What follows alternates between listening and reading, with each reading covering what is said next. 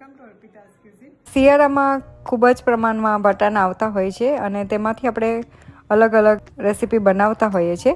તો આજે આપણે એક નવી જ રેસીપી બનાવીશું. વટાણામાંથી વટાણાના ઢોકળા બનાવીશું અને ખૂબ જ ટેસ્ટી લાગે છે.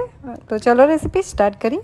આવી જ નવી નવી રેસીપી જોવા માટે મારી ચેનલને સબસ્ક્રાઈબ કરી લેજો અને બાજુમાં રહેલા બેલ આઇકોનને પ્રેસ કરી લેજો, એટલે રેસીપીનું નોટિફિકેશન તમને જલ્દીથી મળી જાય.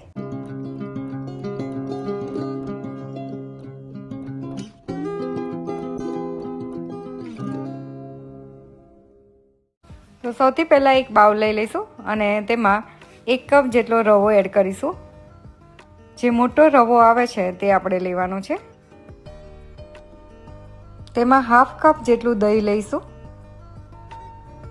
અને તેમાં આપણે 1/2 કપ જેટલું પાણી એડ કરીશું. તો જરૂર લાગે તો આપણે પાણી વધારે એડ કરવાનું છે. તો બધું સારી રીતે આપણે મિક્સ કરી લઈશું.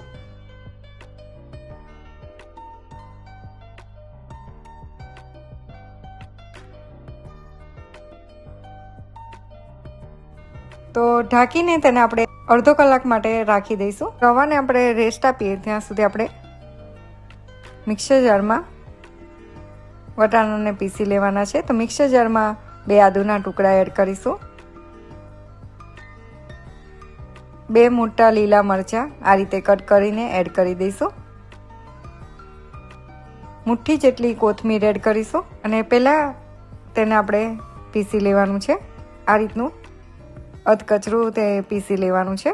તો આ રીતે આપણે પહેલાં આદુ અને મરચાંને પીસી લેવાના, એટલે એકદમ સારા એવા પીસાઈ છે. અને હવે તેમાં 1 કપ જેટલા વટાણા એડ કરીશું અને તેને અધકચરા આપણે પીસવાના છે. તો આ રીતના આપણે વટાણા પીસી લીધા છે. જો તમારે લસણ ખાવું હોય તો આદુ આપણે પીસ્યું ત્યારે તે સ્ટેજ ઉપર આપણે લસણ એડ કરી દેવાનું. અડધો કલાક થઈ ગયો છે અને રવો એકદમ સારો એવો ફૂલી ગયો છે. તો તેમાં આપણે જે પેસ્ટ વટાણાની બનાવી છે તે અંદર એડ કરી દઈશું.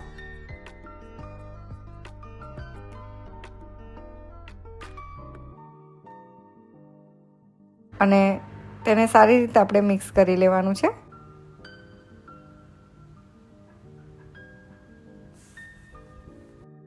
તો મિક્સર જારમાં 1/2 કપ જેટલું પાણી એડ કરીશું અને તેને અંદર એડ કરી દઈશું અને મિક્સ કરી લઈશું. તો જરૂર લાગે તેટલું આપણે પાણી એડ કરવાનું છે. રવાના ઢોકળા બનાવીએ ત્યારે તેનું ખીરું થોડુંક થીક રાખવાનું.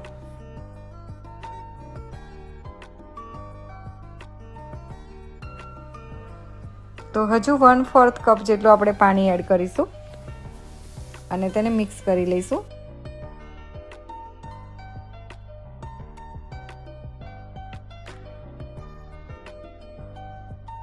તો ટેસ્ટ પ્રમાણે મીઠું એડ કરીશું અને તેને મિક્સ કરી લઈશું.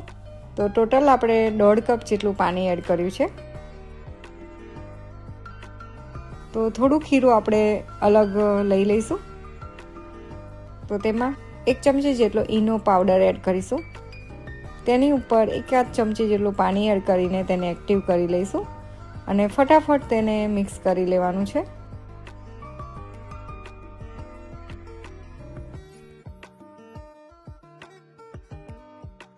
ઢોકળિયાની થાળીને મેં ઓઇલથી ગ્રીસ કરીને રાખી હતી, તેમાં ખીરું એડ કરી દઈશું.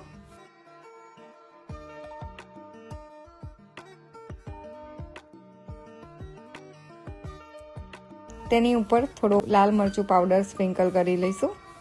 તો એક બાજુ આપણે ઢોકળિયાને ગરમ કરવા માટે મૂકી દીધું હતું. તો ઢોકળિયું સારું એવું ગરમ થઈ ગયું છે. તો તેમાં આપણે ઢોકળાની પ્લેટ મૂકી દઈશું અને 12 થી 14 મિનિટ માટે તેને થવા દઈશું. તો 14 મિનિટ થઈ ગઈ છે અને આપણે જોઈ લઈશું. તો ઢોકળા એકદમ સારા એવા થઈ ગયા છે. તો પ્લેટને આપણે કાઢી લઈશું અને તેમાં બીજી પ્લેટ આપણે મૂકી દઈશું.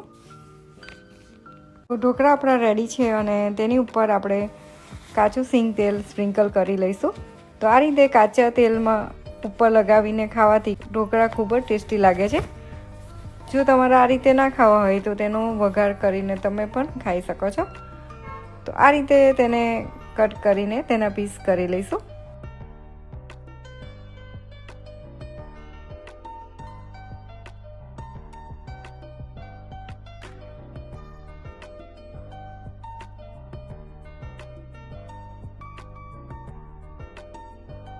તો ઇઝીલી ઢોકળા નીકળી જાય છે અને તમે જોઈ શકો છો એકદમ સોફ્ટ અને કણીદાર આપણા ઢોકળા બન્યા છે।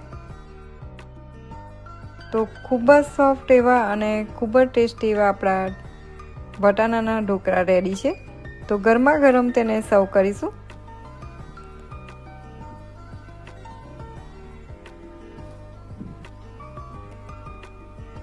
તો આ ઢોકળાને તમે લસણની ચટણી સાથે ખાઈ શકો છો યા તો પછી એમનેમ પણ એટલા ટેસ્ટી લાગે છે।